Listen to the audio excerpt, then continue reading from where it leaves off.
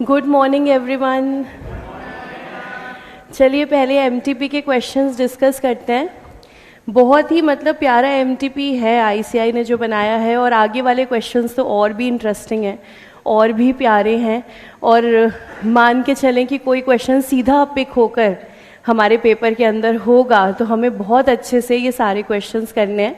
पहले आपके homework questions, question number 3 का ये पार्ट, अकाउंट करंट।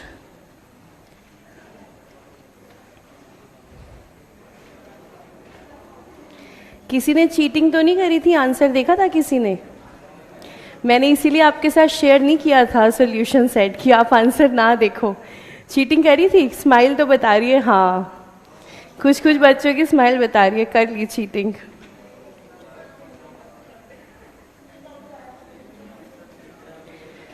तो क्वेश्चन नंबर 3 में सबसे पहले तो बताओ अकाउंट करंट का नाम क्या होगा?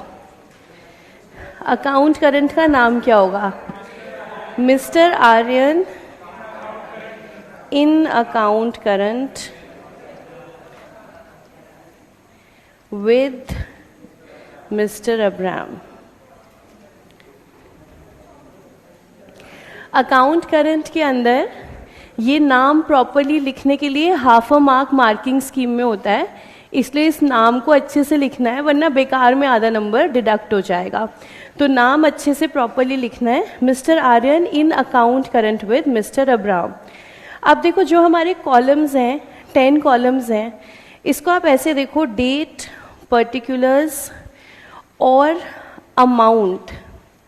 ये वाला कॉलम तो हमारा होता ही है ना लेजर अकाउंट में, डेट, पर्टिकुलर्स, अमाउंट। ये कॉलम्स तो वैसी लेजर अकाउंट्स में होते हैं। यहाँ पे एडिशनल क्या आ रहा है? बस आपने अमाउंट की जगह क्या लिख दिया? प्रोडक्ट। उसके अलावा कॉलम बनाया आपने डेज का, और डेट ऑफ ट्रांजैक्शन है तो इसके साथ साथ बस हमारा अमाउंट आ गया, और तो कुछ है ही नहीं यहाँ पर।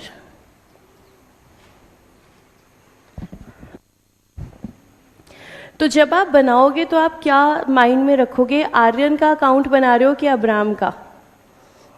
आर्यन का।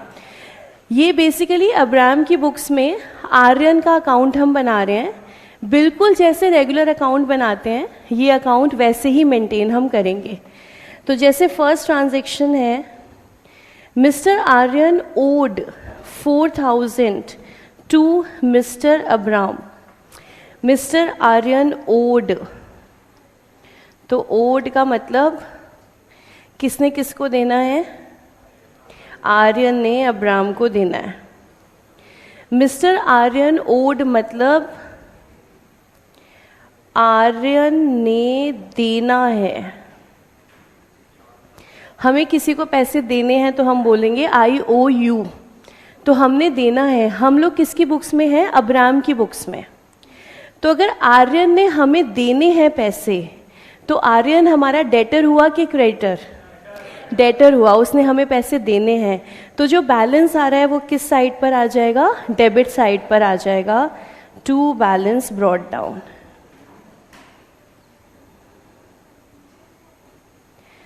First January 4000।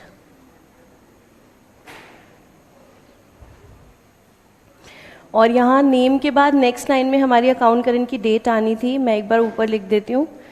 अकाउंट करंट की डेट हमारी है 15 मार्च।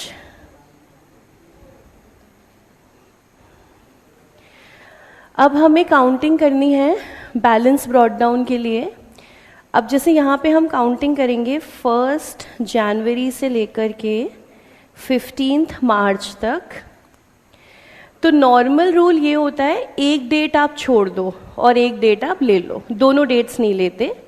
लेकिन in case of balance brought down 1 जनवरी को भी कंसिडर करना है, क्योंकि बैलेंस पीछे से आ रहा है, ट्रांजैक्शन डेट पहली हो चुकी है, इसलिए बैलेंस वाले दिन को कंसिडर करना है। इसका मतलब जनवरी के 31 डेज, फेब के वो मैंने आपको मैसेज किया था 29 लेने हैं, क्योंकि आईसीएआई ने सॉल्यूशन में 29 लिए हैं, दो इट इज़ एब्सोल्युटली रॉन्ग, क्योंकि ईयर मेंशन्ड है ना 2023, तो फिर फेब में आप कितने लोगे? 28 डेज। जस्ट मैंने ये सोचा कि चलो उनके सॉल्यूशन के साथ हम मैच कर लेते हैं, लेकिन अगर पेपर में ऐसा होता, पेपर में ना हमेशा वो मेंशन करते हैं फेब के डेज इतने अज्यूम करने हैं, तो पेपर में ये प्रॉब्लम हमें नहीं आएगी। तो सिर्फ उनके साथ मैचिंग के लिए हमने ऐसा किया है कि 29 डेज हम ले लेते हैं, फेब के 29 और मार्च के फिर 15। तो देखें कितने डेज आ गए? 75। अमाउंट 4000, डेज 75, 3 लाख का प्रोडक्ट।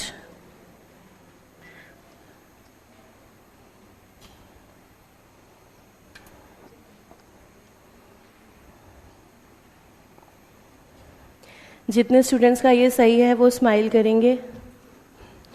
वेरी गुड, आगे चलते हैं।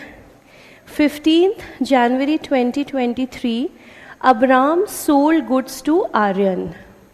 हम कौन हैं? हम अब्राम हैं, ये ध्यान रखना आप, ठीक है। हमने आर्यन को सामान बेचा, तो हम एंट्री क्या बनाएंगे? Aryan to sales. जब भी आप सामान बेचोगे आप एंट्री बनाओगे डेटर टू सेल, यहाँ पे नाम है तो फिर आर्यन टू सेल। तो 15 January Aryan to sales, amount हमारा है 2230। अब काउंट करते हैं डेज। 15 जनवरी से लेकर 15 मार्च, जिसमें 15 जनवरी को कंसिडर नहीं करना, ट्रांजैक्शन की डेट को छोड़ना है। 15 जनवरी छोड़ दो, तो जनवरी के अंदर 16 दिन आ गए, 15 तो छोड़ दिया हमने, तो जनवरी में 16 दिन। फेब के हमने लिए 29 और मार्च के आ गए 15, 60। तो 60 डेज हमारे 15 जनवरी के लिए।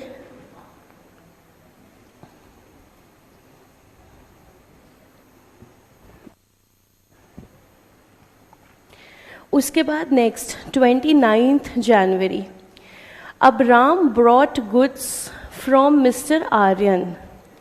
मतलब अब हमने आर्यन से सामान खरीदा है, तो हम करेंगे परचेजेस टू क्रेडिटर, मतलब परचेजेस टू आर्यन, तो आर्यन के अकाउंट में बाय परचेजेस।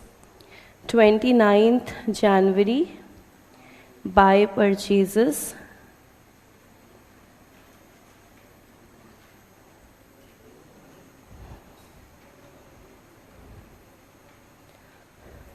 $1200। डेज काउंटिंग होगी 29 जनवरी से 15 मार्च। आंसर तेज आ रहा है, कॉन्फिडेंस आना शुरू हुआ है। कितने? 46 डेज। तो हमारे 2 दिन जनवरी के, 29 फेब के, 15 मार्च के। 29 को काउंट हमें नहीं करना है।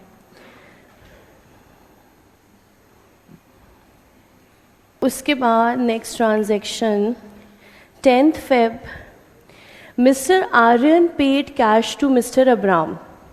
हम अब्राम हैं, बस ये याद रखना। आर्यन ने हमें कैश दिया है, तो cash account debit to Aryan, हमें कैश मिला है, तो कैश डेबिट टू आर्यन, तो आर्यन के अकाउंट में बाय कैश।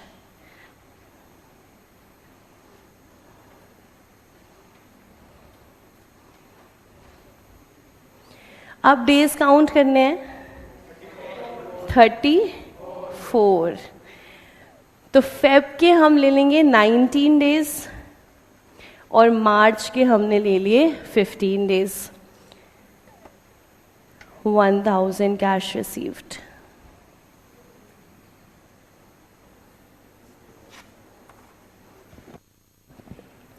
अगर आप ध्यान से देखोगे अकाउंट करंट बहुत इजी है, क्योंकि आप तो रेगुलर डेटर अकाउंट ही तो बना रहे हो। आप ध्यान से देखो ना, date particulars amount, date particulars amount. आपने तो नॉर्मल डेटर अकाउंट बनाया, बस एडिशनल 2 कॉलम आ गए, डेज और प्रोडक्ट। डेज की काउंटिंग कैसे करनी है? डेट ऑफ ट्रांजैक्शन से लेकर के अकाउंट करंट की डेट तक, उसमें बस डेट ऑफ ट्रांजैक्शन छोड़ देना। तो ये तो बहुत इजी टॉपिक है, इसको बिल्कुल मुश्किल मत समझो, ये तो बहुत इजी है। It is just a ledger account with additional column of number of days. जितनी हमने पोस्टिंग करी सारी रेगुलर लेजर अकाउंट की पोस्टिंग है। अब देखो लास्ट पर हम आ गए, खत्म भी हो गया question. 13 March mister Aryan accepted a bill drawn by mister Abram. तो देखो अगर आर्यन ने एक्सेप्ट किया उसके लिए बिल्स पेएबल है, और अब्राम यानी कि हमने ड्रॉ किया तो हमारे लिए बिल्स रिसीवेबल है। तो हमारी बुक्स में एंट्री क्या बनेगी? BR2 आर्यन। हमें ये हमारी बुक्स के हिसाब से देखना है। तो BR2 आर्यन, तो आर्यन के अकाउंट में by bills receivable 13 March, amount is 2000। 13 March का बिल है और इसकी देखनी पड़ेगी ड्यू डेट। 1 महीने का बिल आ रहा है यानी कि 13 अप्रैल। याद है रूल, सेम डे कंप्लीट होंगे महीने। तो अगर आपने 13 को ड्रॉ किया 13 को ही कंप्लीट होंगे। 13 अप्रैल प्लस 3 डेज होंगे कि नहीं? यस अब यहाँ पे नहीं होंगे क्योंकि क्वेश्चन ने क्या कहा? Ignore days of grace. Otherwise आपको ग्रेस डेज हमेशा ऐड करने हैं। पर कोई कंफ्यूजन ना रहे, यहाँ क्यों ऐड नहीं कर रहे हैं? क्योंकि क्वेश्चन ने मना कर दिया है। तो हमारी इसका मतलब ड्यू डेट आ जाती है 13 अप्रैल, और हमारे अकाउंट करंट की डेट है 15 मार्च। अकाउंट करंट 15 मार्च तक और ड्यू डेट 13 अप्रैल। इस नाइंसाफी के लिए क्या किया जाएगा? Red ink interest. तो देखो सिस्टम ये है, अमाउंट तो यहीं लिखोगे 2000 का, अमाउंट तो यहीं लिखोगे। नंबर ऑफ डेज कोई फर्क नहीं पड़ता, तुम चाहे यहां लिख दो, तुम चाहे यहां लिख दो, लेकिन प्रोडक्ट आएगा ऑपोजिट साइड पर। तो यहां पे हमने लिखा 2 रेड इंक प्रोडक्ट।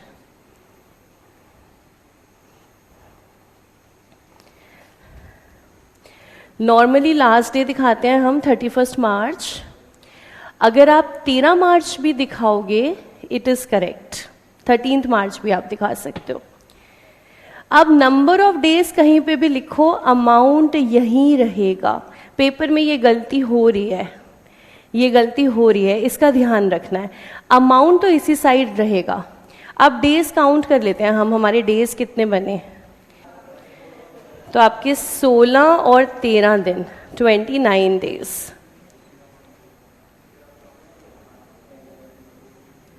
अब क्या आ रहा है प्रोडक्ट? 58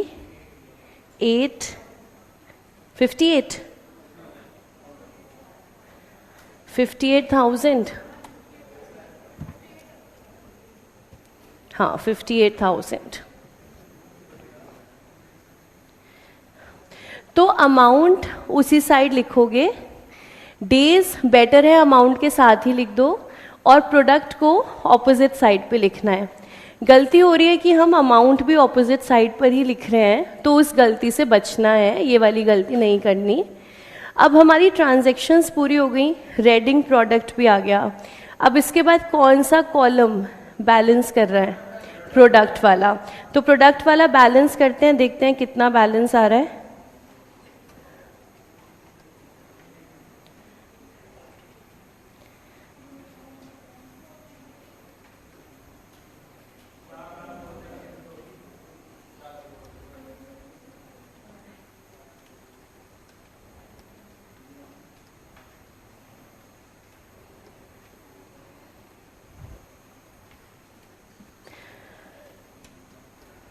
$4,02,600। तो सबसे पहले तो प्रोडक्ट कॉलम को बैलेंस करेंगे। ये हमारी आ रही है balancing figure 4,02,600 and total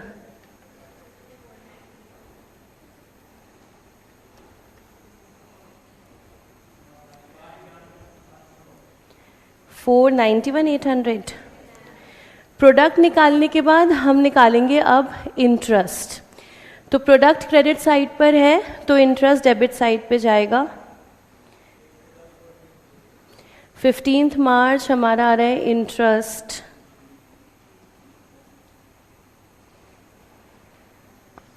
interest की कैलकुलेशन दिखाना ज़रूरी है, वो वर्किंग नोट में दिखेगी, अकाउंट के अंदर मत दिखाना, तो आप अकाउंट के बाहर दिखाना। तो इंटरेस्ट कितना आ गया 110 रुपये। तो 4,02,600 पर इंटरेस्ट हम चार्ज करेंगे 1 डे के अकॉर्डिंग 1/365 और इनटू में आपका रेट विच इज 10%। यस 10%। तो 110 exact 110.3 okay. So to interest 110। फिर इंटरेस्ट ध्यान से लिखना, इंटरेस्ट आपको लिखना है अमाउंट वाले कॉलम के अंदर। अब इंटरेस्ट आ गया, अब बात खत्म। अब अमाउंट को हम क्लोज कर देते हैं बैलेंस CD। तो आपका जो आंसर आ रहा होगा, देखिए 2140 आ रहा है क्या?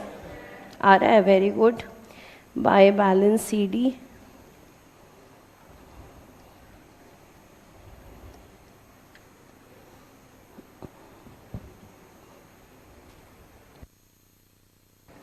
देखिए कोई डाउट अकाउंट करंट में? क्लियर है क्वेश्चन एकदम? जितने बच्चों का बिल्कुल सही था वो स्माइल करेंगे, एकदम जिनका करेक्ट था क्वेश्चन, बहुत बढ़िया। आगे चलते हैं क्वेश्चन नंबर 3 का C part, sale on return. Very easy question. आप कभी सोच सकते हैं कि सीए में ऐसा क्वेश्चन भी आ सकता है सीधा उठकर डायरेक्ट, पर देखिए आता है, आपके सामने है क्वेश्चंस जो है आ रहे हैं, तो बहुत इजी क्वेश्चन है। Sale of goods on approval का फर्स्ट क्वेश्चन है, जैसा हमने किया था बिल्कुल सेम। सबसे पहले काइंड ऑफ सेलर ढूंढना है, वो यहां से मिल गया। Record transaction as ordinary sales, seller बन गया है कैजुअल सेलर। हमें बनानी है जर्नल एंट्रीज और consider that the transaction values are at invoice, involve नहीं है ये, दिस इज इनवॉइस। तो सबसे पहले 2 दिसंबर कस्टमर के पास सामान हमने भेजा, क्या एंट्री बनाएंगे? डेटर्स टू सेल्स, किस अमाउंट के साथ? 2,40,000। चेक करते हैं क्या हमारा आंसर सही है। लीजिए debtors to sales, first entry debtors to sales 2,40,000। बिल्कुल simple narration, being goods send to customers on sale और return basis. Second transaction, goods return by customers, क्या करना है? सेल्स रिटर्न टू डेटर्स, किस अमाउंट से? 1,05,000 से। Next receive letters from customers, no entry, yes. Check कर लेते हैं हम, सेकंड हमारी एंट्री हो गई, sales return to debtors 1,05,000। Narration एकदम सिंपल है, being goods return by customers to whom goods were sent on sale और रिटर्न बेसिस। थर्ड के लिए कोई एंट्री नहीं है, लेकिन क्या नोट देना है? यस, ये देखिए इंस्टीट्यूट ने नोट दिया है, no entry is required for receiving letter of approval from customer. आप नोट पहले लेना और फिर वर्किंग नोट स्टार्ट करना आप, जिससे नोट हमारे मेन आंसर का पार्ट रहे। उसके बाद last entry, goods with customers awaiting approval 45,000। इस केस में 2 एंट्री पास करनी है, सबसे पहले रिटर्न लेना है और उसके बाद उसे स्टॉक के अंदर हमें इंक्लूड करना है। तो सबसे पहले रिटर्न लेंगे सेल्स टू डेटर्स, या फिर आपके पास ऑप्शन है सेल्स रिटर्न टू डेटर्स 45,000 से। ये आपका इनवॉइस प्राइस या सेल प्राइस से होगा। और उसके बाद आप इसको स्टॉक को अलग करोगे, ये बड़ा सा नाम लिखना होगा, कोई शॉर्टकट नहीं चलेगा, inventories with customer on sale और रिटर्न अकाउंट, या हमने क्लास में लिखा था on sale on approval basis to trading account. यहाँ पर जो अमाउंट हम लिखेंगे, अमाउंट कौन सा आना है, एज पर अकाउंटिंग स्टैंडर्ड टू कॉस्ट और NRV whichever is lower. पर क्योंकि एनआरवी मेंशन नहीं है तो हम सीधा कॉस्ट पे लेंगे। कॉस्ट के लिए मार्जिन हमें गिवन है कॉस्ट प्लस 25%। 25% मीन्स 1/4। तो 1/4 कॉस्ट का है तो सेल का हो जाएगा 1/5। तो 45,000 माइनस 1/5 ऑफ 45,000, तो ये आपकी कॉस्ट आ गई 36,000। ICAI ने डिफरेंट तरीके से निकाला है।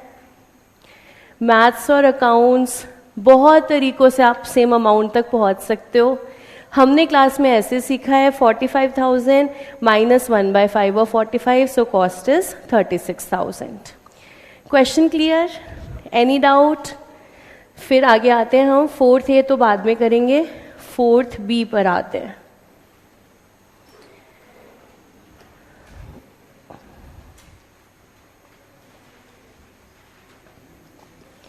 फोर्थ बी में आपके पास अकाउंट्स बनाए हुए हैं, ट्रेडिंग P&L बैलेंस शीट। मैं पहले इंपॉर्टेंट एडजस्टमेंट्स का ट्रीटमेंट डिस्कस करती हूँ, वो आप चेक करना आपने सही करी या नहीं। सबसे पहले जो एडजस्टमेंट जिसमें सबसे ज़्यादा मिस्टेक हो सकती है वो है परचेज और सेल्स। तो पहले तो हम दोनों अमाउंट्स ट्रायल बैलेंस से लेते हैं।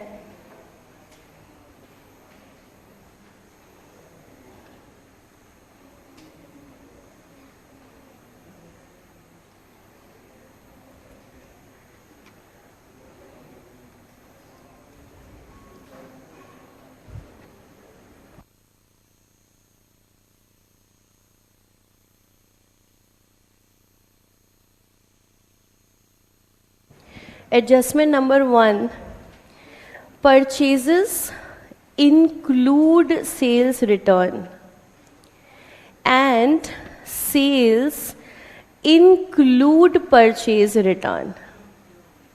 क्वेश्चन कह रहा है परचेजेस के अंदर सेल्स रिटर्न इंक्लूडेड है और सेल्स के अंदर परचेज रिटर्न इंक्लूडेड है। देखो, जहां तक रिटर्न्स की बात है, आपको पता है रिटर्न्स का क्या किया जाता है, परचेज में से माइनस होगी परचेज रिटर्न, सेल में से माइनस होगी सेल रिटर्न। जब क्वेश्चन कहता है इंक्लूडेड है, इंक्लूडेड, तो हमने परचेज में सेल्स रिटर्न ऐड कर रखा है कि माइनस कर रखा है, ऐड कर रखा है। इंक्लूड मतलब प्लस, मतलब ऐसी illogical mistake. Include means plus, आपने परचेज के अंदर सेल्स रिटर्न इंक्लूड कर रखा है, कर ही नहीं सकते, हटा दो इसको परचेज में से, माइनस सेल्स रिटर्न।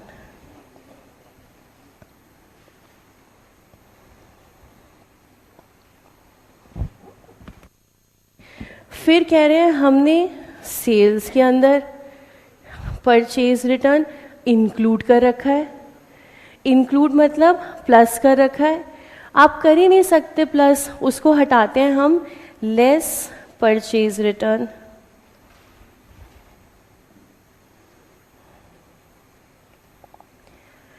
थ्री 450। उन्होंने जो गलती करी है वो हमने सही करा है। अब अगला कदम, करेक्ट ट्रीटमेंट।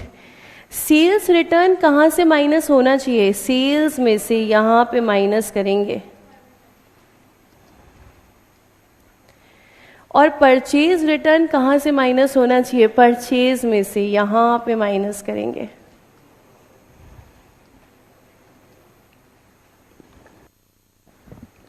तो दो दो बारी क्या क्या हुआ यहाँ पर? पहले स्टेप में तो जो उनका गलत था वो हमने ठीक किया, और दूसरे स्टेप में जो करना चाहिए था वो हमने किया। आपने तो रेक्टिफिकेशन ऑफ एरर्स पढ़ा है, तो बहुत बार ऐसा होता है कि हमें दो दो काम करने पड़ते हैं। एक तो आपने गलत किया उसको ठीक करेंगे, और एक जो आपने नहीं करा है उसको हम अब करेंगे। तो minus cell return minus purchase return गलती को ठीक किया, और रिटर्न्स जहाँ से माइनस होने चाहिए वहाँ पर हमने उनको करेक्टली माइनस किया। अब इस फर्स्ट जो हमने काम किया है इसकी हमें बनानी है जर्नल एंट्री, क्योंकि हमें क्या बनानी है? Rectification entries. सबसे पहला कदम, हमने परचेज में से सेल्स रिटर्न माइनस किया, तो परचेज कम हो गई कि ज़्यादा हो गई? परचेज कम हो गई। अगर परचेज कम हो गई तो क्या हम कह सकते हैं 2 परचेजेस?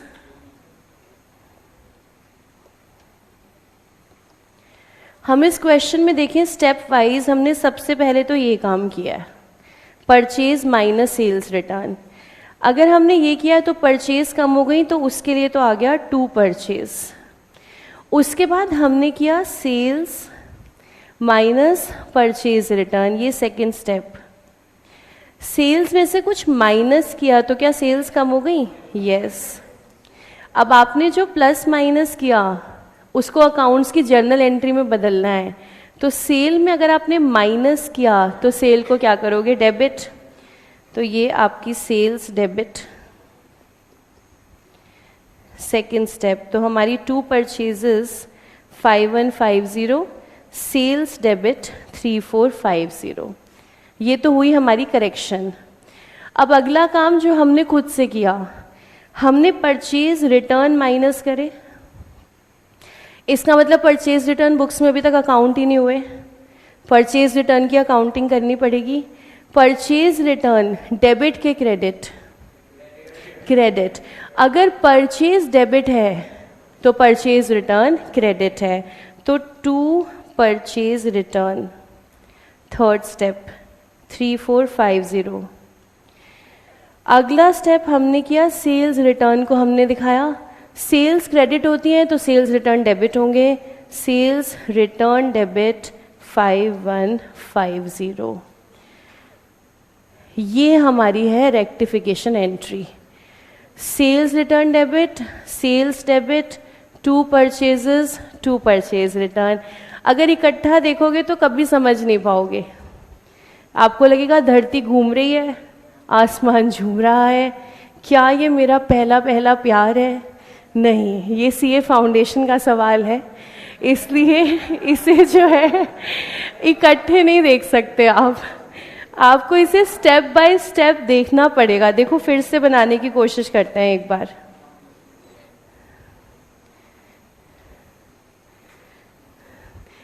फिर से हमने सबसे पहले क्या किया, परचेज में से सेल्स रिटर्न माइनस किया। अगर परचेज में से कुछ माइनस किया तो परचेज का अमाउंट कम हो गया, परचेज का अमाउंट कम हो गया तो परचेज को क्या करोगे? क्रेडिट। तो 2 परचेजेस।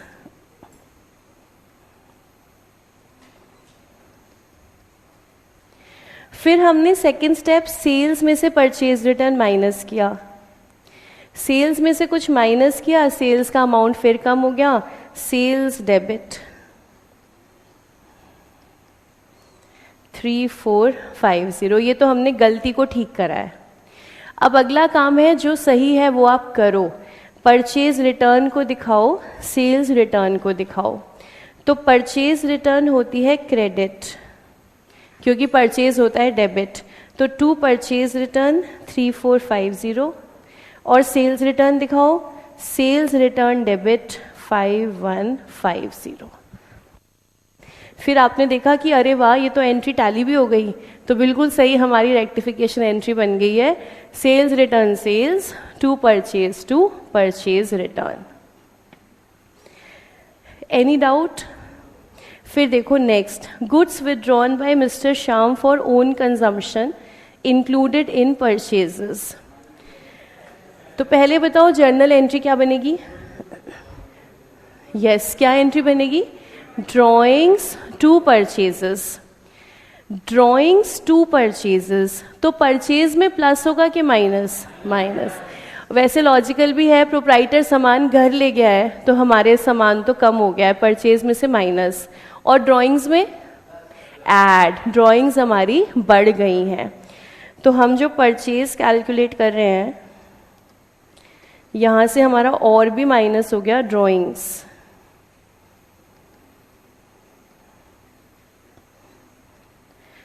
$7,000।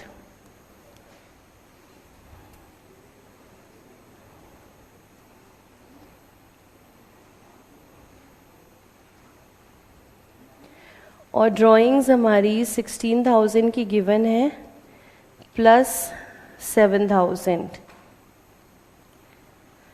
23,000 की ड्राइंग्स आप चेक कर लो बैलेंस शीट में 23,000 की ड्राइंग्स आपको शो करनी है।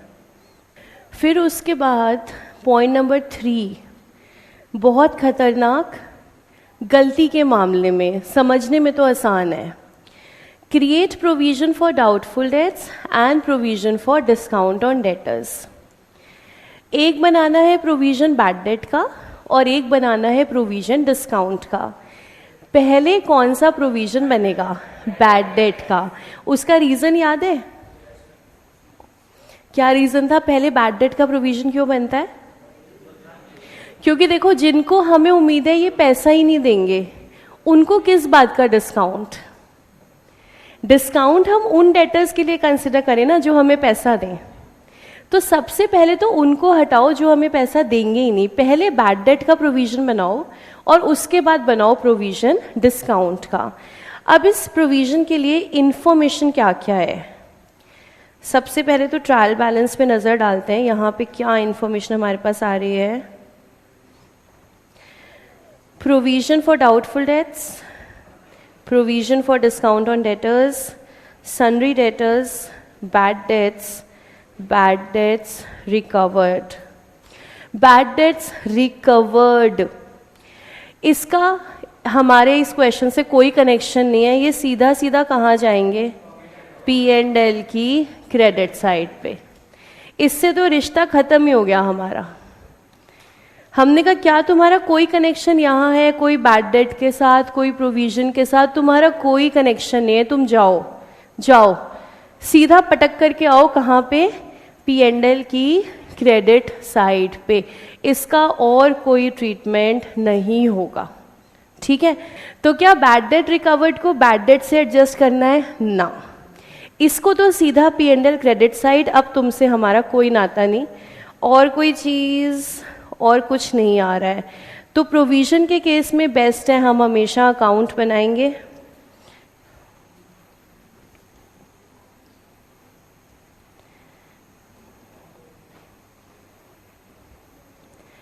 अकाउंट बनाना हमेशा बेस्ट है, इसलिए मैं डिस्काउंट का भी बना रही हूँ।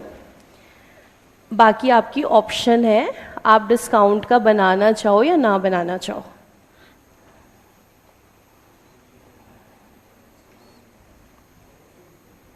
लेकिन अकाउंट बनाने से कभी मिस्टेक नहीं होती। वो अलग बात है आपने गलत साइट्स पे पोस्ट किया और आपने कहा मैम अब बताओ कैसे मिस्टेक नहीं होती। अगर हम सही अकाउंट बनाएंगे तो मिस्टेक नहीं होती। हमें हमारे पास जो ट्रायल बैलेंस में गिवन है वो हमेशा क्या होता है? Balance brought down. तो हम सबसे पहले बैलेंस ब्रॉट डाउन ले लेते हैं। Doubtful debt 6,400 and discount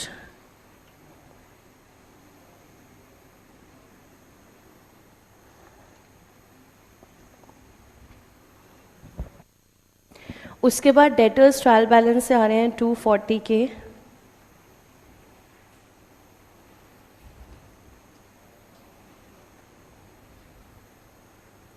bad debts trial balance के अंदर आ रही हैं तो ये फर्दर एक ही जगह पर पोस्ट होंगी। कहाँ पोस्ट होंगी ये? Provision for bad debt account में। यहाँ पर हमने पोस्ट किया 2 बैड डेट्स।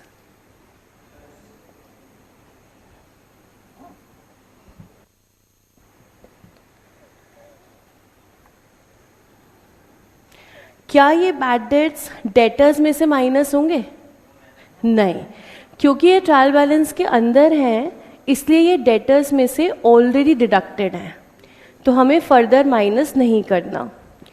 इतनी सी इंफॉर्मेशन है और प्रोविजन बनाना है हमें 5% के रेट पर, तो सीधा बना लेते हैं 2 बैलेंस CD।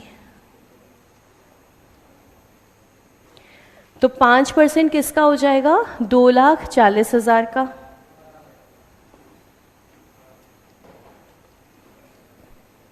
$12,000 का प्रोविजन। 12,000 का प्रोविजन आ गया। अब देखते हैं P&L बैलेंसिंग फिगर।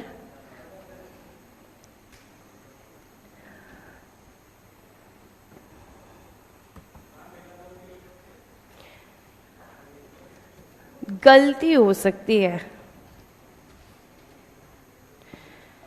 अगर आप सेल्फ स्टडी कर रहे होते तो आपको कहने वाला कोई नहीं होता। यहाँ पे मैं आपको कहूँगी आप अकाउंट बनाएं, अकाउंट बनाकर ही करें। P&L से निकला अमाउंट 7,800, डेटर्स 240, इसमें से पहले provision for bad debt minus करेंगे।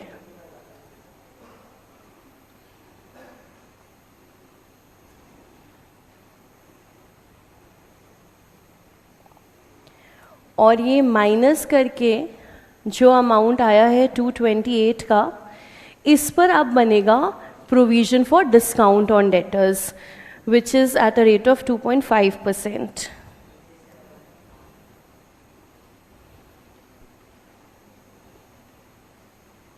कितना? 5,700।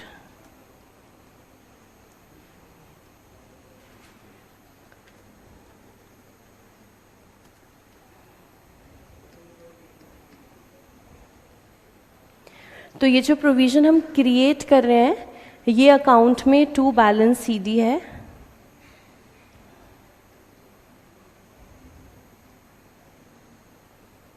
और ये अकाउंट क्लोज है। बैलेंसिंग फिगर P&L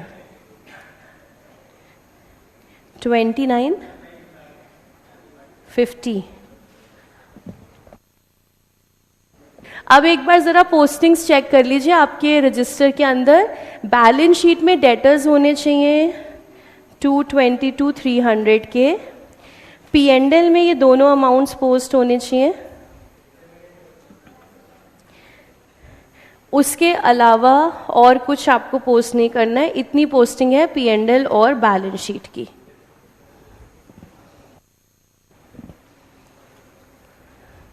फिर उसके बाद next point number 4, free samples distributed for publicity. Journal entry, advertisement to purchase या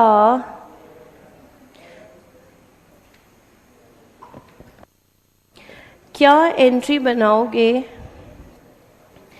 एडवर्टीजमेंट टू परचेज या फिर free samples to purchase? Advertisement to purchase या फ्री सैंपल्स टू परचेज? कितने students कह रहे हैं एडवर्टीजमेंट टू परचेज? और कितने बच्चों को लगता है फ्री सैंपल्स टू परचेज?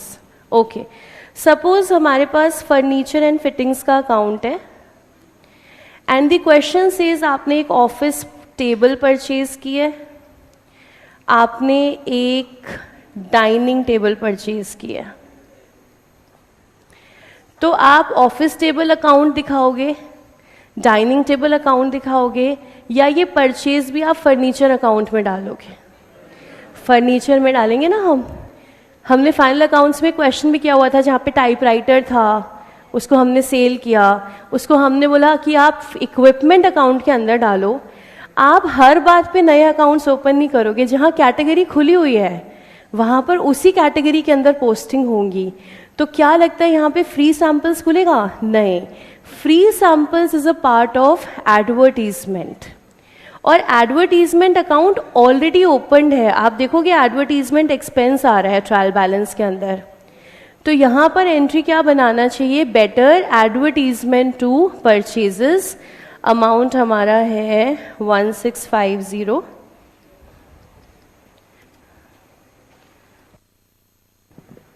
इस एंट्री का इफेक्ट, एडवर्टीजमेंट का खर्चा ये बढ़ जाएगा 1650 plus 6700।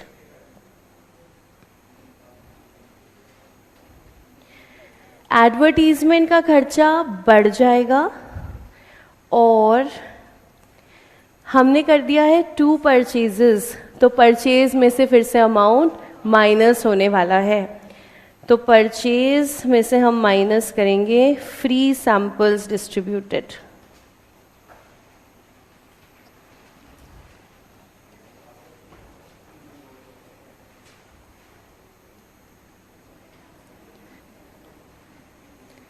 $1650। Then wages paid for installation of plant and machinery included in wages account। अगर प्लांट एंड मशीनरी के वेजेस हैं तो प्लांट एंड मशीनरी में ही ऐड होने हैं, हमने गलती से वेजेस अकाउंट में डाल रखा है, इसको ठीक कर देते हैं। जर्नल एंट्री क्या बनाओगे, प्लांट एंड मशीनरी में डालना है प्लांट एंड मशीनरी डेबिट, और वेजेस से हटाना है, इसलिए 2 वेजेस, तो plant and machinery 2 wages.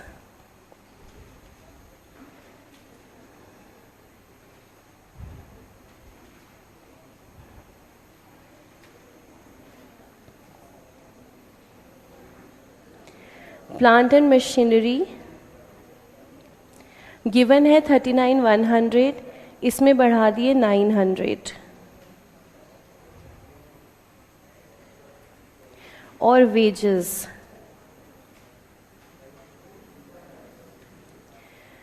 Given है 24,330, माइनस करेंगे 900, 23,430। तो वेजेस चेक कर लीजिए आपके ट्रेडिंग में, और एडवर्टीजमेंट चेक कर लीजिए आपके P&L में।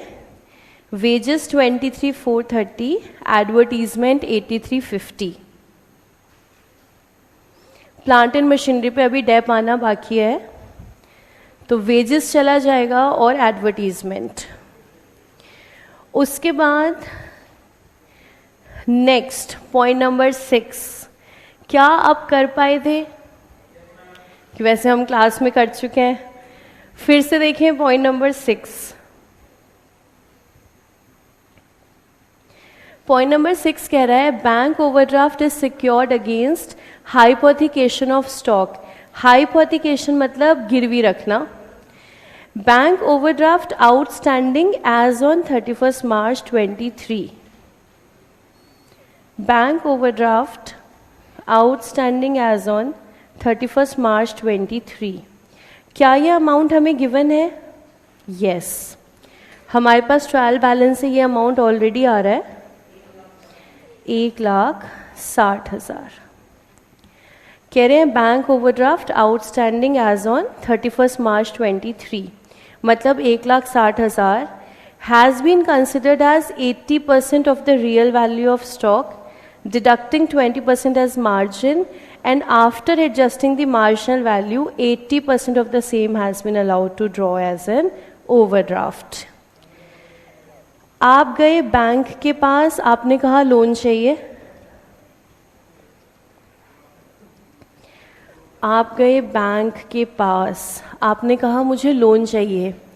बैंक ने कहा लोन मिल जाएगा लेकिन कुछ आपको गिरवी रखना पड़ेगा। आपने कहा मेरी इन्वेंट्री ले लो, इन्वेंट्री ले लो। इन्वेंट्री के केस में हाइपोथिकेशन वर्ड आया है, वो इसलिए क्योंकि जब इन्वेंट्री को गिरवी रखा जाता है, इन्वेंट्री बैंक की कस्टडी में नहीं दी जाती, क्योंकि इन्वेंट्री एक ऐसी चीज़ है जिसमें हम डील कर रहे हैं। तो जब आप कोई ऐसी चीज़ गिरवी रखते हो जो आप उनको देते नहीं हो लेकिन गिरवी है, तो वहां शब्द क्या यूज होता है? हाइपोथिकेशन, कि हमने गिरवी तो रखा है लेकिन सामान हमारे पास ही है अभी। आपने कहा मेरी ना इन्वेंट्री ले लो, आपने बैंक को कहा मुझे लोन दे दो और बदले में इन्वेंट्री ले लो। बैंक ने कहा कितने की इन्वेंट्री है तुम्हारी? तो हमने तो वैल्यूएशन करा हुआ है ना, हमने वैल्यूएशन कैसे करा होगा? बुक्स ऑफ अकाउंट्स में करेंगे तो कॉस्ट और NRV whichever is lower. तो हमने बोला 5 लाख की इन्वेंट्री है जो हम आपको गिरवी रख रहे हैं, अब ये ले लो और हमें 5 लाख का लोन ना दे दो। तो बैंक ने कहा देखो पहली बात तो ना तुम लोगों के वैल्यूएशन हमें समझ में आते नहीं है, क्या क्या तुम करते रहते हो, तो तुमने जो वैल्यू इन्वेंट्री की बोली है ना, हम वो नहीं मानते। हम क्या करेंगे, तुम्हारी वैल्यू में से 20% हम कम कर देंगे। 20% हमने कम कर दिया, 4 लाख। हमारे हिसाब से तुम्हारी इन्वेंट्री की रियल वैल्यू 4 लाख है, तुमने बोली है 5 लाख। पहली बात तो तुम हमेशा ज्यादा ही बोलोगे, हमें क्या पता तुम्हारी वैल्यूएशन। ऐसा करते हैं, हम जो तुम्हारी वैल्यूएशन मानेंगे, जितना तुम बोलोगे उससे 20% कम मानेंगे, तो हमारे लिए तुम्हारी इन्वेंट्री की वैल्यू कितनी है? 4 लाख। हम क्या करते हैं, हमने कहा चलो ठीक है 4 लाख मान लो और हमें लोन दे दो। कितने का? 4 लाख का। बैंक ने कहा ऐसा कभी होता है? 4 लाख का गिरवी रखा और 4 लाख का लोन। अगर तुम 4 लाख का गिरवी रख रहे हो तो हम तुम्हें इसमें से 20% कम करके बस इतना लोन दे सकते हैं मैक्सिमम। तो 4 लाख का 20% कम कर दिया, कितना आ गया? 320। तो बैंक ने कहा 320 का लोन ले जाओ। ये कहानी यहां से शुरू हुई थी। हमने कहा 5 की इन्वेंट्री ले लो, 5 का लोन दे दो। बैंक ने कहा इन्वेंट्री 5 की मान ही नहीं रहे, हम तो रियल वैल्यू क्या मानेंगे? 20% कम। तुम्हारी इन्वेंट्री की रियल वैल्यू है 4 लाख। हमने कहा 4 का लोन दे दो, कह रहे ना जितने की इन्वेंट्री है लोन तुम्हें उससे 20% कम का मिलेगा, मैक्सिमम लोन ले जा सकते हो 320। तो अगर आपको 320 का अमाउंट दे दें तो क्या आप 5 लाख तक पहुंच जाओगे? हमारी वैल्यूएशन पे, हमारी वैल्यूएशन पे पहुंचना है आपको। तो इस क्वेश्चन में हमें अमाउंट दे रखा है 1,60,000। ये किसका अमाउंट है? लोन का, यानी कि बैंक ओडी। और ये कैसे कैसे आया है? वही 20% माइनस करके, और हमें निकालना है वैल्यू ऑफ क्लोजिंग स्टॉक। तो क्या करना है इसमें? पहले 20 ऐड करना है, फिर वापस 20 ऐड करना है, क्योंकि 2 बार 20 माइनस हुआ है। हम मदद ले लेंगे कैलकुलेटर की।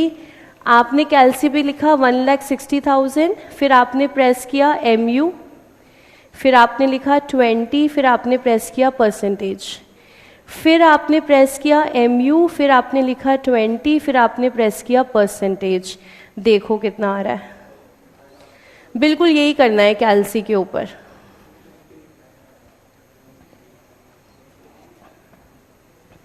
बिल्कुल यही स्टेप्स कैलसी पे फॉलो करेंगे। 2.5 लाख का हमारा वैल्यू आ गया है क्लोजिंग स्टॉक का, और कोई वैल्यूएशन गिवन नहीं है, so this is the value to be shown in books of accounts.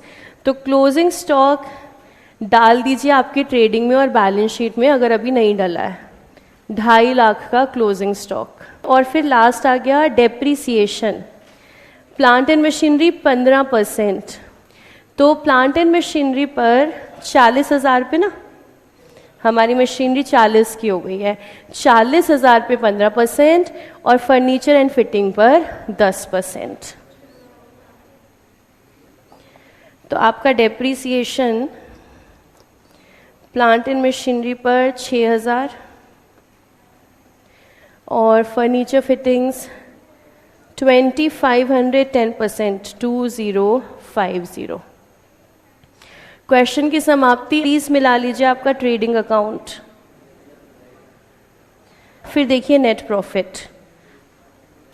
देखो निकाल पा रहे हो 167,600। देखिए बैलेंस शीट, हमारा capital, net profit, drawings, bank OD, creditors, salary outstanding. हाँ, इस पे ध्यान रखना, ये गड़बड़ हो सकती है पेपर में। देखो, सैलरीज पेबल और प्रीपेड रेंट, क्योंकि ये दोनों अमाउंट्स आपको ट्रायल बैलेंस से मिले हैं, तो ये दोनों फर्दर एक ही जगह पर जाएंगे, दो जगह नहीं। और अगर आउटस्टैंडिंग और प्रीपेड ट्रायल बैलेंस से आ रहा है तो ये फर्दर सिर्फ और सिर्फ बैलेंस शीट में जाएंगे। इसका आपने बहुत ध्यान रखना है, क्योंकि आपका हैंड वर्क करेगा salaries plus salaries outstanding, rent minus prepaid rent. आपका माइंड, आपका हैंड ऐसे काम करेंगे, और इसीलिए आईसीआई ऐसे पॉइंट्स डालता है। तो इसका बहुत ध्यान रखना है। जहाँ सैलरीज पेबल ट्रायल बैलेंस के अंदर है, प्रीपेड रेंट ट्रायल बैलेंस के अंदर है, वो फर्दर सिर्फ एक ही जगह पर पोस्ट होगा, कहाँ पर? बैलेंस शीट के अंदर। ठीक है, फिर देखें, कंटिन्यू करें हमारा आंसर। सैलरीज पेबल और plant and machinery, furniture, stock, debtors. Rent, cash. देखिए, क्लियर है balance sheet 534, 500। Any doubt in question number 4 B part? और हम बहुत ही प्यारे क्वेश्चन पर आएंगे, question number 5।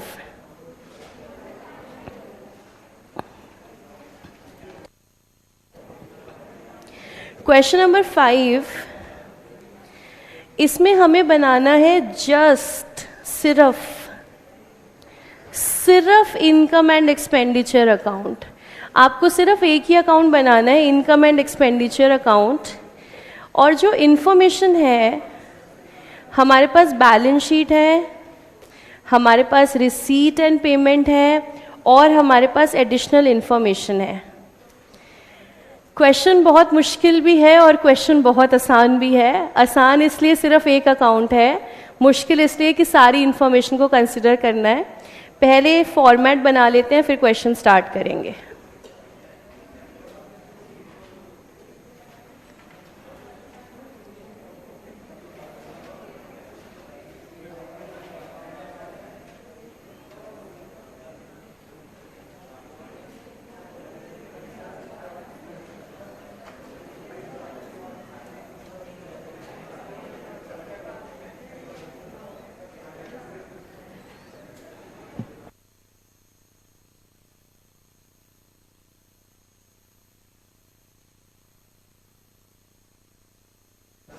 Income and expenditure account.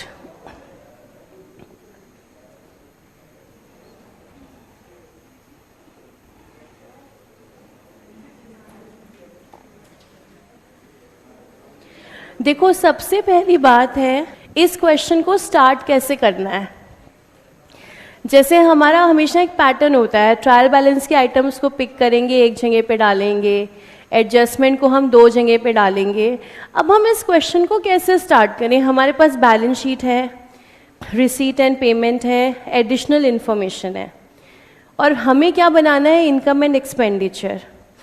इस क्वेश्चन को स्टार्ट करने का सिर्फ एक तरीका है, हम बैलेंस शीट से शुरू करेंगे, हम एक एक अकाउंट पिक करेंगे और हम देखेंगे कि इससे रिलेटेड इनकम एंड एक्सपेंडिचर में क्या आता है, और हम उस चीज़ को पोस्ट करेंगे। जैसे हमने सबसे पहले देखा कैपिटल फंड। क्या कैपिटल फंड से रिलेटेड इनकम एंड एक्सपेंडिचर में कुछ भी जाता है? नहीं, सरप्लस बैलेंस शीट में जाता है ना। कैपिटल फंड से रिलेट करके कुछ इनकम एंड एक्सपेंडिचर में नहीं आता। इनकम एंड एक्सपेंडिचर का सरप्लस कैपिटल में जाता है। तो कैपिटल फंड से रिलेटेड कुछ भी ऐसा नहीं है जो इनकम एंड एक्सपेंडिचर में जाएगा, जस्ट इग्नोर। इससे रिलेटेड कुछ इस अकाउंट के अंदर नहीं जाएगा। Next, expenses payable.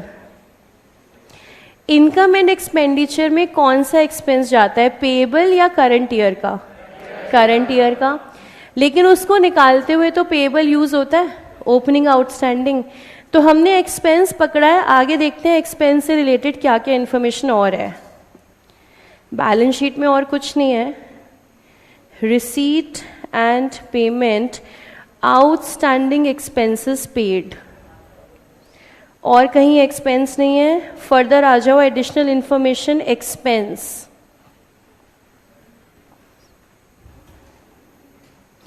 कहीं एक्सपेंस नहीं है, दो चीज़ें हैं, एक्सपेंस पेएबल बिगिनिंग में और आउटस्टैंडिंग एक्सपेंस पेड।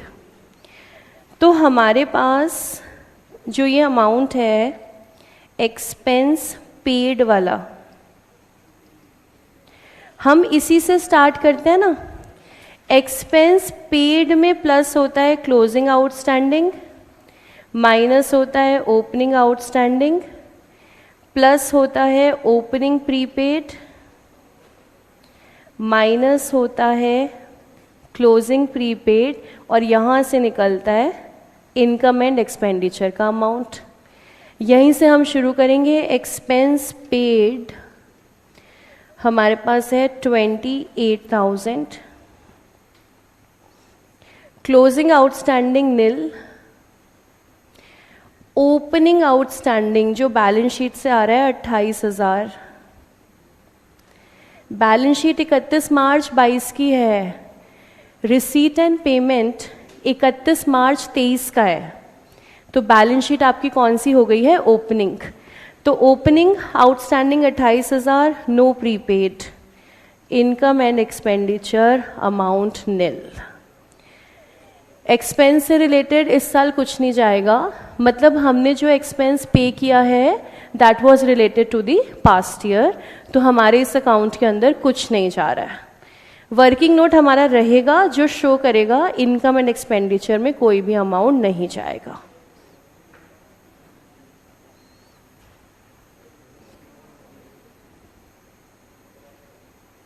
देखो बात समझ में आती है, हम किसी भी खर्चे को ऐसे ही डील करते हैं, रिसीट एंड पेमेंट से उठाते हैं, उसमें प्लस माइनस करते हैं।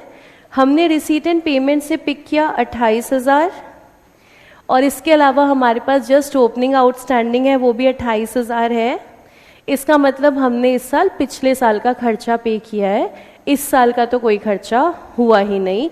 एक्सपेंस के नाम का खर्चा तो हुआ है, एक्सपेंस नाम से कोई खर्चा नहीं हुआ।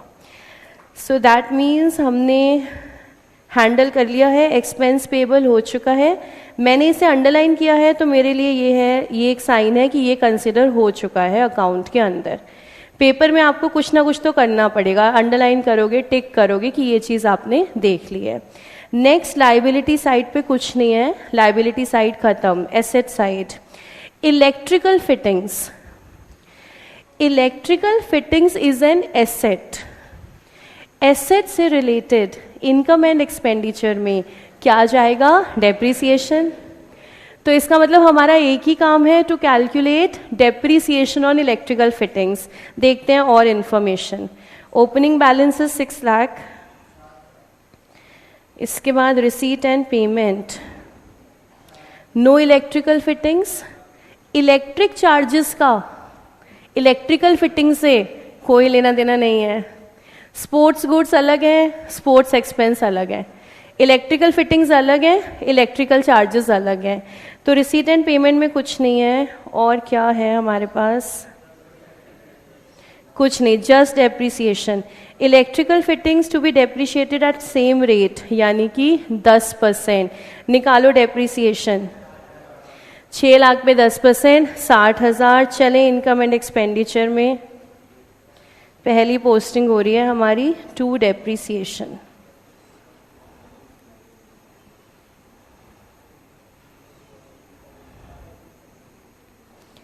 Electrical fittings 60,000।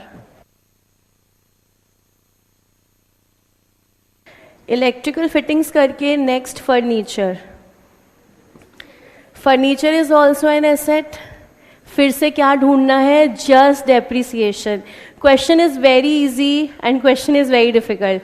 अभी इजी देखो, सिर्फ डेप्रिसिएशन ढूंढना है। चलो ढूंढते हैं फर्नीचर, और कहाँ है ही नहीं और कहीं, बस 10%। तो फर्नीचर 10%, 20,000 की डेप्रिसिएशन।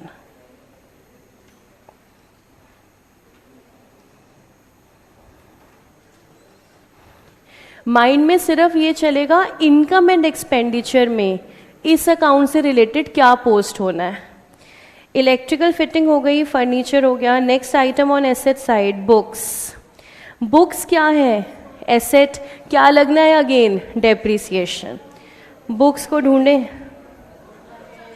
बुक्स परचेज्ड भी है इस बार, ओपनिंग भी है, परचेज भी है, और डेप्रिसिएशन डालना है 10%। परचेज पे भी कितना, 10%, खत्म हो गया।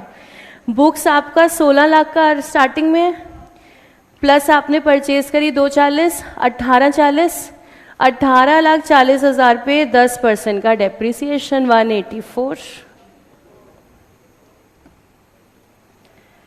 बुक्स पे डेप्रिसिएशन 10% के रेट पे 16 लाख स्टार्टिंग में है, 240 की आपने बुक्स और खरीदी हैं, और क्योंकि एडिशंस पे भी 10% का ही रेट डालना है तो इट इज सिंपली 184। हाँ जी, हाँ, क्योंकि ना जब क्वेश्चन बोल रहे हैं ना कि आप एडिशंस पे भी 10% डाल दो, इट मीन्स आप इरिस्पेक्टिव ऑफ टाइम 10% डाल दो। बहुत प्यारा क्वेश्चन है ये, क्वेश्चन है इंस्टीट्यूट आपके कॉन्सेप्ट चेक कर रहा है। जिसकी अकाउंट से गहरी दोस्ती है वही तो कर पाएगा, उसको सिर्फ इतना सोचना है इनकम एंड एक्सपेंडिचर में क्या जाएगा। तो जिसकी प्रॉपर पकड़ है इस बात पे कि P&L में क्या जाता है, वही बच्चा इसे करेक्ट कर पाएगा। अदरवाइज क्वेश्चन इतना मुश्किल नहीं है, लेकिन बस ये ध्यान रखना कि P&L में क्या जाएगा। तो जैसे आपने सोचा इलेक्ट्रिकल फिटिंग है, फर्नीचर है, बुक्स है, एसेट ही तो है, P&L में क्या जाएगा, डेप्रिसिएशन। फिर आपने देखा कैपिटल फंड, P&L में कुछ नहीं जाएगा। Expenses payable, expense paid, P&L का अमाउंट निकाल लेते हैं। उसके बाद आगे चलें, बुक्स के बाद इन्वेस्टमेंट इन सिक्योरिटीज, P&L में क्या जाएगा, इंटरेस्ट। जहां इन्वेस्टमेंट आई वहां P&L, सिर्फ P&L सोचना है। P&L में क्या जाएगा, इंटरेस्ट। चलो देखें और क्या डिटेल है इन्वेस्टमेंट की।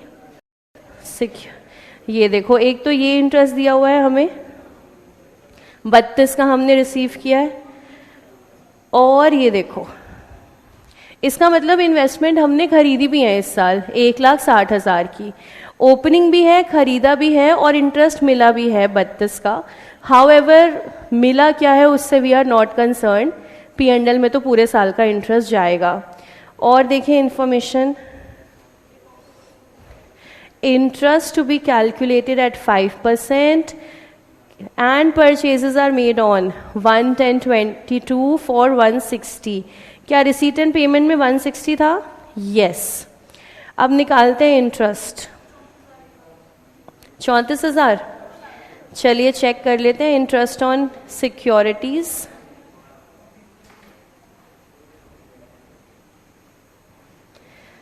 सबसे पहले ओपनिंग बैलेंस,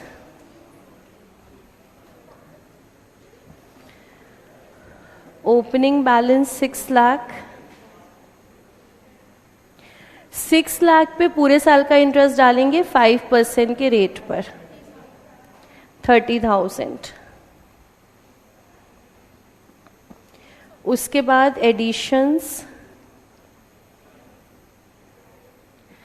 एडिशंस हैं 1 अक्टूबर 22 को 1,60,000 की 5% के रेट पर।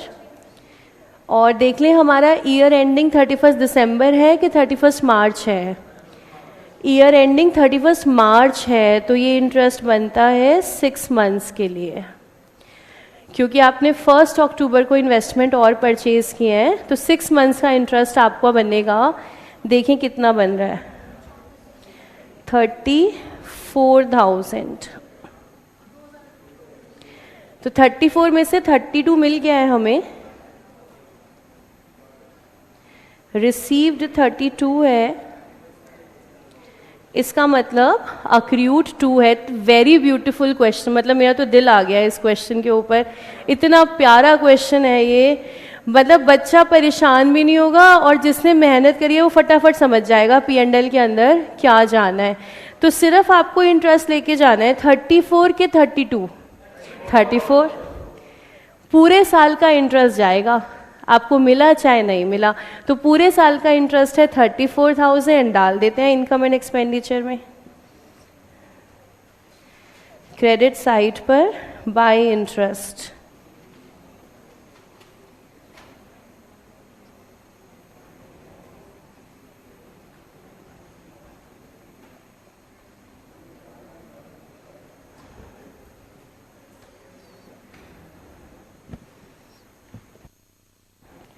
फिर इन्वेस्टमेंट के बाद आगे चलें, cash at bank, cash in hand. क्या इससे रिलेटेड कुछ भी इनकम एंड एक्सपेंडिचर में कभी भी जाता है? नहीं जाता है, जस्ट इग्नोर। आगे आते हैं receipt and payment. Payment side से स्टार्ट करते हैं। Electric charges, postage and stationery, telephone charges. 1 minute check कर लें, फर्दर कोई बात तो नहीं है तीनों की? फर्दर कोई बात नहीं है तो तीनों को कहाँ ले जाएं? Income and expenditure, debit side. इस केस में सिंपली हम क्या मानते हैं, जो आपने पेमेंट करी है वो ही इस साल का खर्चा है। तो इस साल के इलेक्ट्रिकल चार्जेस 28,800 ही है, पोस्टेज इतना ही है, टेलीफोन चार्जेस इतने ही है, तो तीनों को पोस्ट कर देते हैं।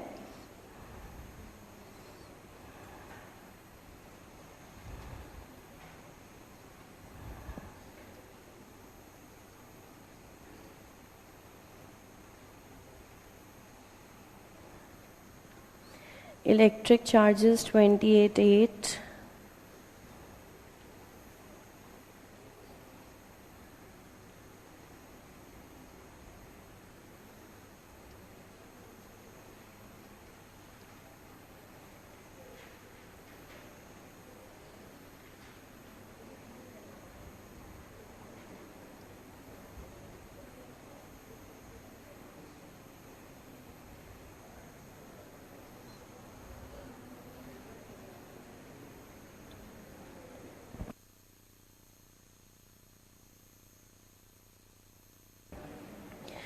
तीनों एक्सपेंस हमारे हो गए। इसके बाद rent, rent paid 352। Let us check और कोई इन्फॉर्मेशन है रेंट से related? Okay, provide for outstanding rent 16,000। तो अगर हमारा पेड 352 है और आउटस्टैंडिंग 16,000 है तो रेंट ऑफ द ईयर 16,000 है ना? यस, तो रेंट ऑफ द ईयर 3,68,000। यही रेंट हमें P&L के अंदर दिखाना है। तो यहाँ पे हमने दिखाया टू रेंट, इनर कॉलम 352, यहीं पे ऐड किया आउटस्टैंडिंग।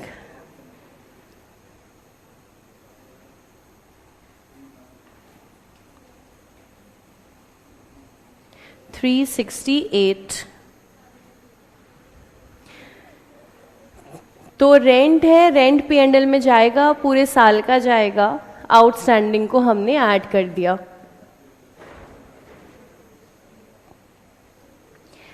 रेंट के बाद investment done, salaries. Salaries again 12,000 की आउटस्टैंडिंग दिखा देते हैं।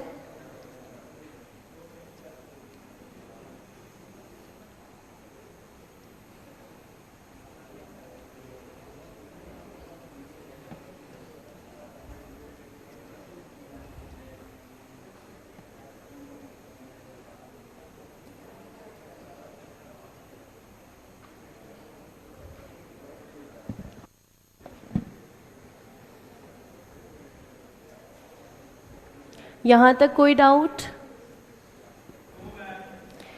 ओके, सैलरीज के बाद balance carried down, cash at bank, cash in hand, क्या कुछ जाएगा income and expenditure? Nothing, just ignore. अब आते हैं हम जरा डेबिट साइड पर। सबसे पहले balance brought down, nothing to be done. Entrance fees, entrance fees वैसे तो बैलेंस शीट में जाती है, बट अगर कुछ P&L में जाना है तो क्वेश्चन बताएगा।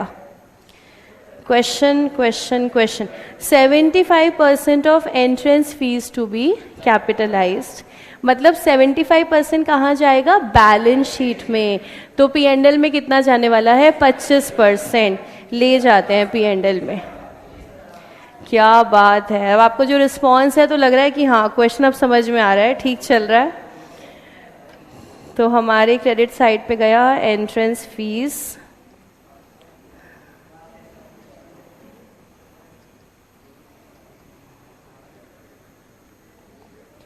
1,20,000 का 25%,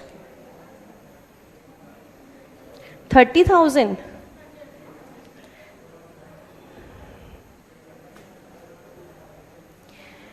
एंट्रेंस फीस के बाद एंट्रेंस फीस हो गई। मेंबरशिप सब्सक्रिप्शन, अभी आया सब्सक्रिप्शन 8 लाख का रिसीव्ड है, और क्या कह रहे हैं 40,000 रिसीव्ड इन एडवांस है, तो क्या करें माइनस कर देते हैं। हमारा इस साल का तो नहीं है ना, अगर एडवांस मिला है तो अगले साल का है, तो हमें टोटल मिले हैं 8 लाख, 40 एडवांस, तो इनकम एंड एक्सपेंडिचर में 7,60,000 बाय मेंबरशिप सब्सक्रिप्शन।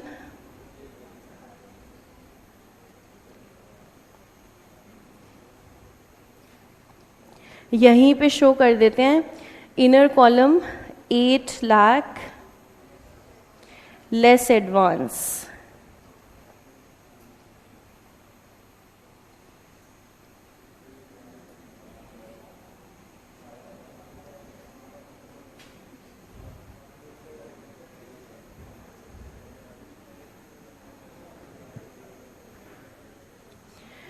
उसके बाद sale proceeds of old papers and hire of lecture hall, कोई फर्दर एडजस्टमेंट नहीं है, क्या मानी जाएंगी, ये हमारी इनकम है। तो by sale proceeds of old papers,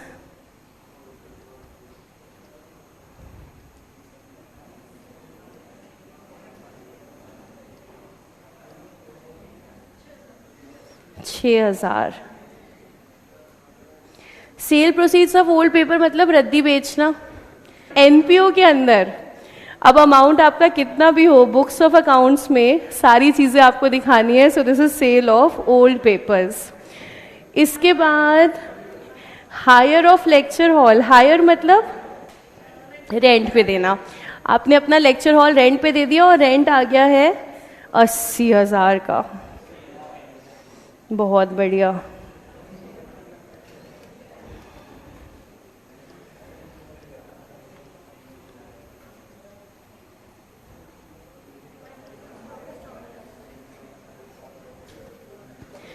higher of lecture hall के बाद इंटरेस्ट हमने कवर कर लिया।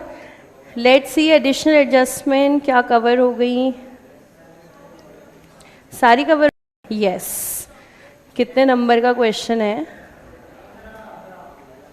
15, 15 मार्क्स। यार तो कमाल है, तो 15 मार्क्स पक्के हैं हमारे। देखो जरा सरप्लस या डेफिसिट, डेफिसिट आ रहा है। ये खेल आईसीएआई जरूर खेलता है। जैसी डेफिसिट आएगा ना, एक बार तो आपको लगेगा यार कुछ तो गड़बड़ है, डेफिसिट कैसे आ रहा है, लेकिन डेफिसिट ही आ रहा है। कितना अमाउंट, 66,800। और कोई डाउट? तो चलिए फिर अगला बहुत ही प्यारा क्वेश्चन करेंगे हम, क्वेश्चन 5 का B part, inventory valuation. A trader prepared his accounts on 31st March. Due to some unavoidable reasons, stock taking could not be possible till 15th April, on which date total cost of goods in his godown came to 50,000. आपको question पे ध्यान देना होगा, आपको कौन सी value given है। अगर तो वैल्यू गोडाउन की गिवन है, that means physical inventory system से गिवन है ये। कभी कभी क्वेश्चन यहाँ पे बुक्स की वैल्यू भी दे सकता है, इसका मतलब परपेचुअल से गिवन है। हमेशा आपको क्वेश्चन पे ध्यान देना होगा कि हमें जो वैल्यू गिवन है वो कौन सी वाली है, और हमें जो निकालनी है वैल्यू वो कौन सी वाली है। तो यहाँ पर हमें जो वैल्यू गिवन है वो गोडाउन से उठ करके आई है। गोडाउन वाली वैल्यू 50,000 है, इसका मतलब हमें बुक्स की वैल्यू तक ही जाना होगा। देखें, you are required to ascertain the value of inventory, it means as per books of accounts. Godown कह रहा है 50,000, बुक्स के हिसाब से कितना है वो आप निकालो एज ऑन 31 मार्च। तो हमारी स्टेटमेंट बनाना स्टार्ट करेंगे हम। Value of inventory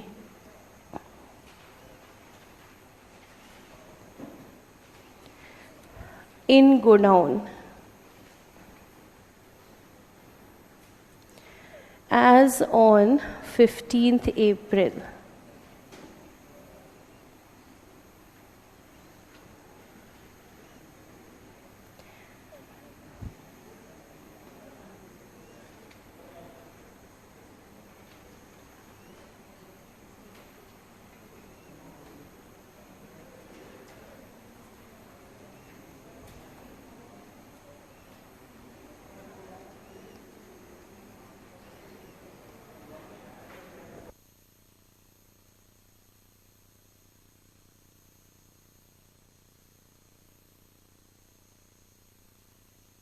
inventory given है गोडाउन के हिसाब से 50,000। वन बाय वन ट्रांजेक्शन्स देखते हैं। The following facts were established between 31st March and 15th April. Sales 41,000 including cash sales 10,000। तो बहुत अच्छी बात है, आपने इंक्लूड किया हुआ है, हमें इंक्लूड ही करना है। तो सेल्स है 41,000। चेक कर लेते हैं, रिटर्न तो नहीं है, रिटर्न भी आ गए हैं 1,000 के, तो नेट सेल्स हो गई हमारी 40। फर्दर इंफॉर्मेशन जो है ये अलग ही जा रही है, तो हम नेट सेल्स लेंगे 40 और इसका निकालेंगे COGS। तो ऐड बैक करना है cost of goods sold.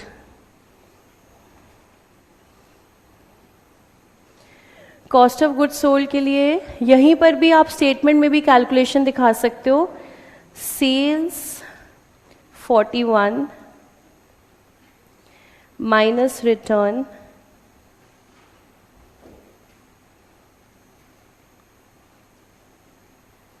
1,000।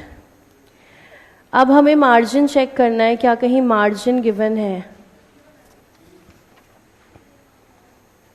Yes, margin बिल्कुल लास्ट लाइन में गिवन है। Goods are sold by the trader at a profit of 20% on sales, 1/5 on sales.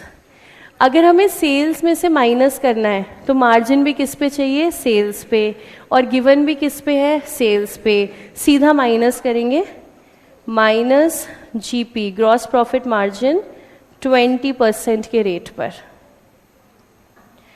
8,000, तो आपका COGS आ गया है 32,000।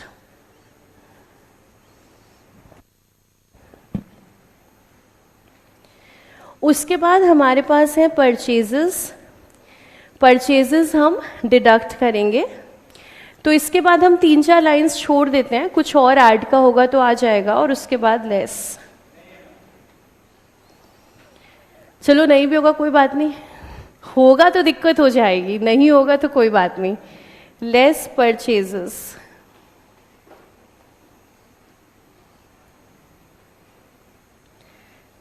$5034।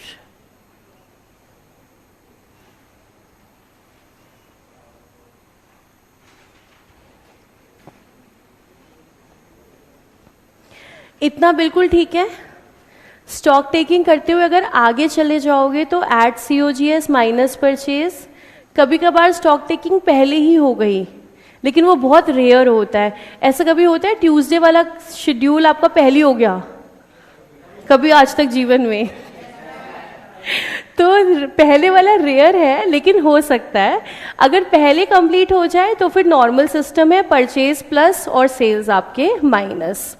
अब फर्दर सारी इंफॉर्मेशन क्वेश्चन के बेसिस पे रहेगी। अब देखते हैं क्वेश्चन क्या क्या कह रहा है। On 15th March, goods of the sale value of ₹10,000 were sent on sale or return basis. Period of approval being 4 weeks. He returned 40% of the goods on 10th April and the customer was billed on 16th April. तो कह रहे हैं 15 मार्च को हमने सामान भेज दिया on approval 10,000 का, 15 मार्च को हमने भेज दिया। क्या ये हमारे गोडाउन में है सामान? नहीं, 15 मार्च को ये चला गया है हमारे गोडाउन से, 10,000 का सामान चला गया। अब कस्टमर के पास टाइम था, तो कस्टमर ने क्या करा, 10th अप्रैल को 40% सामान रिटर्न किया है उसने। ठीक है, अगर उसने 40% सामान रिटर्न किया है, मतलब उसने सामान हमें दिया होगा और हमने गोडाउन में डाला होगा, यही बात है। अगर हम गोडाउन की बात करें, ये 10,000 गोडाउन से चला गया, गोडाउन से चला गया 15 मार्च को, लेकिन 10 अप्रैल को जब 40% सामान रिटर्न होकर के आया है, तो ये 40% सामान गोडाउन में आ गया। हम गोडाउन पे फोकस क्यों कर रहे हैं? क्योंकि हमें जो वैल्यू गिवन है वो गोडाउन की है। 50,000 रुपये जो हम जहाँ से हम लेके चल रहे हैं अपने क्वेश्चन को, वो वैल्यू गोडाउन की है। तो गोडाउन में देखना पड़ेगा क्या हो रहा है। 10,000 का सामान पहले गोडाउन से गया था, फिर 10 अप्रैल को 40% सामान गोडाउन में आया था, बचा हुआ 60% भी क्या गोडाउन में आया है? नहीं, बचा हुआ 60% जो है वो गोडाउन में नहीं आया है। इसका मतलब वो सेल हो चुका है, वो कस्टमर ने अपने पास ही रखा।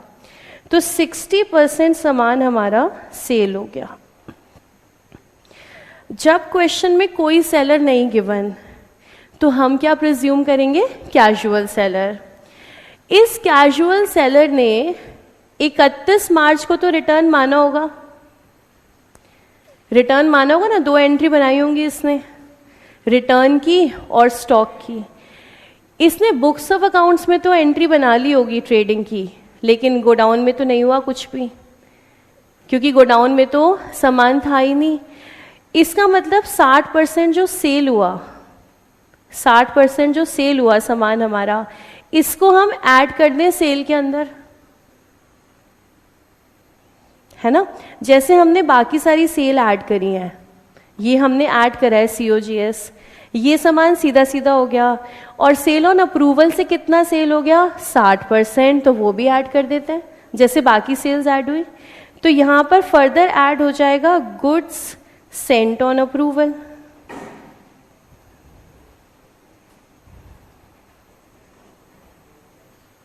देखो सेल्स हमें ऐड बैक करनी है, तो पहले हमने कैश सेल्स ऐड कर दी, क्रेडिट सेल्स ऐड कर दी, अब ऐड कर देंगे सेल ऑन अप्रूवल। अप्रूवल वाली सेल हुई है 60%, यानी कि सबसे पहले तो 10,000 का 60%। अच्छा, इसको सेंट नहीं सोल्ड लिखना, goods sold on approval. Goods sold on approval हो गए 6,000, लेकिन 6,000 तो सेल प्राइस है, तो क्या निकालना है? कॉस्ट। तो माइनस कर देते हैं 20%, 4,800।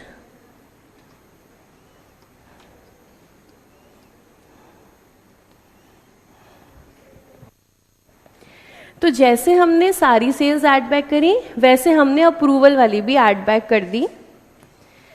4,800 की सेल्स हमारी और हो गई, ये अप्रूवल वाली। 60% तो हमारा सेल हो गया, वो तो ऐड हो गया। अब जो 40% रिटर्न है, अब जो 40% रिटर्न है, क्या हम इसको भी ऐड करें? ये जो 40% रिटर्न है, इसका हम कुछ नहीं करेंगे। क्यों नहीं करेंगे? ये रिटर्न होकर सामान किस दिन आ गया था?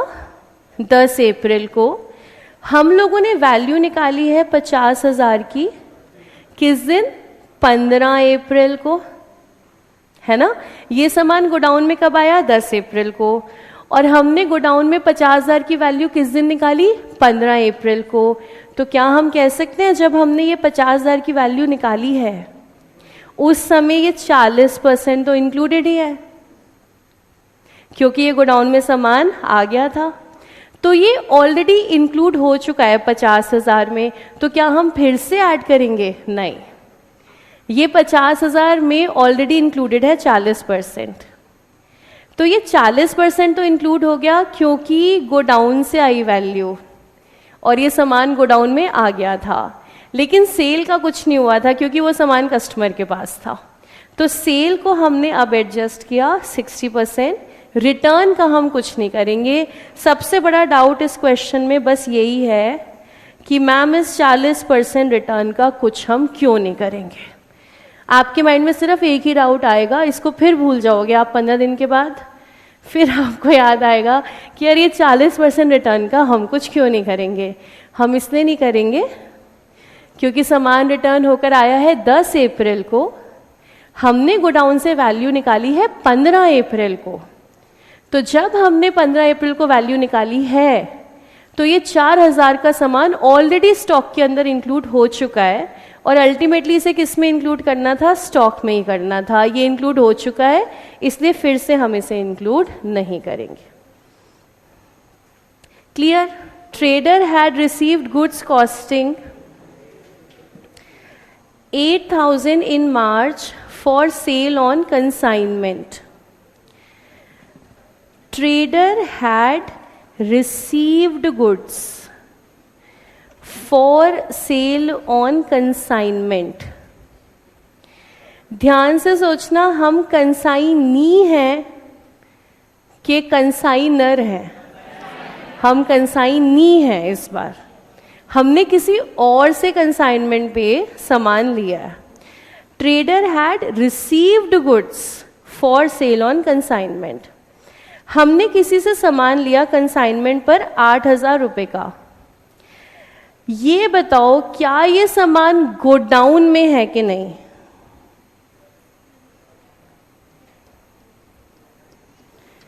क्या लगता है आपको? गोडाउन में है, क्योंकि कंसाइनर कंसाइनी को सबसे पहले तो सामान ही भिजवाएगा। तो अगर हमने कंसाइनमेंट पे 8,000 का सामान लिया, क्या ये 8,000 का सामान गोडाउन के अंदर है? है। पर क्या ये हमारा है? नहीं। आप उसे मन ही मन चाहते हैं तो क्या वो आपकी है? नहीं। ठीक है, आप मन ही मन चाहते हैं वो अलग बात है, लेकिन वो आपकी है नहीं। तो ये सामान आपके पास पड़ा है, लेकिन क्या ये आपका है? नहीं। लेकिन ये हमारे गोडाउन में है। चलिए ठीक है, सामान आ गया। ठीक है, अब उन पर फोकस बंद करें और वापस इन्वेंट्री पर आए। 20% of the goods had been sold by 31 March. हमने 20% सामान बेच दिया। तो क्या वो सामान गोडाउन से चला गया? यस। 8,000 का सामान गोडाउन में आया, 20% बेच दिया, गोडाउन से ये चला गया। उसके बाद फिर हमने 15 अप्रैल को 50% और बेचा। तो क्या ये 50% भी गोडाउन से चला गया? यस, चला गया। समझ रहे हो? दिमाग में आपको गोडाउन रखना है। गोडाउन में क्या हो रहा है, गोडाउन में क्या हो रहा है, कौन सा सामान आ रहा है और कौन सा सामान जा रहा है। तो पहले 20% सामान चला गया और उसके बाद 50% सामान चला गया। उसके बाद कह रहे हैं these sales are not included in above sales. बहुत भला हो आपका, करनी भी नहीं थी। ये सेल हमारी है कि कंसाइनर की है? कंसाइनर की है। तो क्या ये हमारी सेल का हिस्सा बनेगा? नहीं। शुक्र है कुछ तो इन्होंने ठीक किया।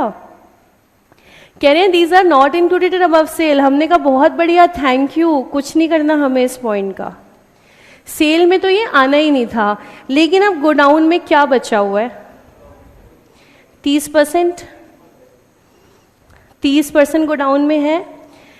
इसका मतलब ये जो 30% गोडाउन में है, इसका मतलब ये जो 30% गोडाउन में है, जब हमने 50,000 की वैल्यू निकाली तो उसमें आया होगा कि नहीं आया होगा? आया होगा ये तो, क्योंकि हम गोडाउन से निकाल के ला रहे हैं ना वैल्यू, समझ रहे हो? इसलिए क्वेश्चन में ये बहुत इंपॉर्टेंट है वैल्यू गिवन कौन सी है, गोडाउन की गिवन है कि बुक्स की गिवन है, क्योंकि हम तो 50,000 की वैल्यू गोडाउन से लेकर के आ रहे हैं, तो गोडाउन में ये 30% का सामान पड़ा हुआ था, ये भी आ गया इस वैल्यू में। तो क्या ये स्टॉक हमारा है? नहीं, तो इसलिए हम इसको हटा दें। अब 50,000 में से हम हटा देते हैं, तो 8,000 का 30% हिस्सा हम इसको यहां से हटा देते हैं। तो less stock kept on consignment,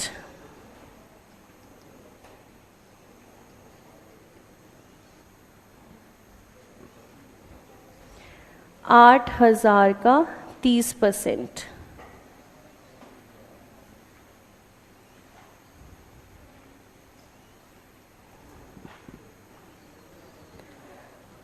क्यों लेस कर रहे हैं फिर से समझ लेना, क्योंकि ये 50,000 में इंक्लूडेड है, ये हमारा स्टॉक नहीं है, इसलिए हमने यहां से माइनस कर दिया, क्वेश्चन खत्म हो गया।